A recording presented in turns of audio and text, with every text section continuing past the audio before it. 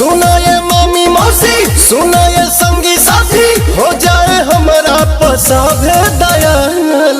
आइल बा वोट मांगे तो हर पवनवा मांगेला घूमी घूमी आशीर्वाद, मांगेला घूमी घूमी आशीर्वाद, मांगेला घूमी घूमी।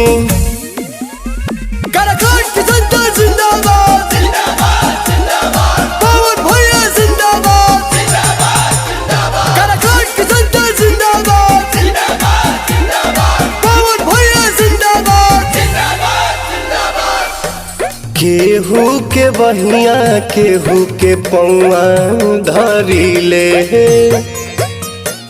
जनता जनार्दन से हम अर्जी करी ले।